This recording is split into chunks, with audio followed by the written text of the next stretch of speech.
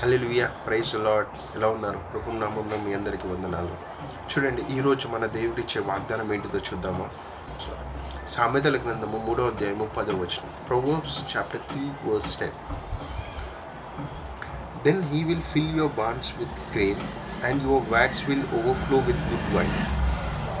అప్పుడు నీ కోట్లలో ధాన్యము సమృద్ధిగా నుండును, నీ గానుగల నుండి కొత్త ద్రాక్షారసము పైకి పొరలి పారును. హల్లెలూయా. ఇక్కడ చూసారా, స్పష్టంగా దేవుడు చెప్తున్నాడు. ఏంటిదనంట, నీ కోట్లలో ధాన్యము సమృద్ధిగా ఉంటుందనంట, గానుగల్లో నుంచి కొత్త ద్రాక్షారసం వస్తుందంట.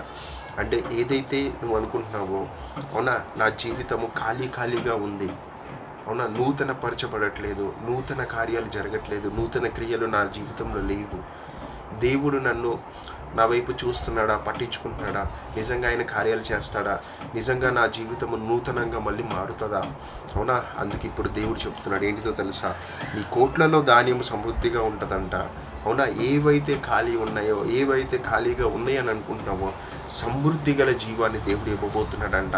అలానే నూతన ద్రాక్షరసం వల్లే, అవునా, కొత్త జీవితాన్ని, నూతన లైఫ్ని నీకు ప్రారంభింపచేసి నీ పట్ల ఆశ్చర్య కార్యాలు మేలులతో నింపబోతున్నాడంట.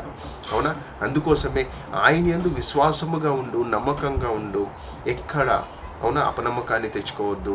దేవుడు మన యందు బలమైన కార్యాలు చేయబోతున్నాడు, గొప్ప కార్యాలు చేయబోతున్నాడంట. విశ్వాసముతో నమ్ము, అవునా, మర్చిపోదు ఈ వాగ్దానాన్ని. ఏంటిది, నీ ధాన్యాన్ని నింపబోతున్నాడంట. నూతన ద్రాక్షరసము ఏమైపోతుందంట, పైకి పొర్లి పారుతుందంట. అవునా, నీ యొక్క ఆశీర్వాదము పొర్లి పారబోతుందంట.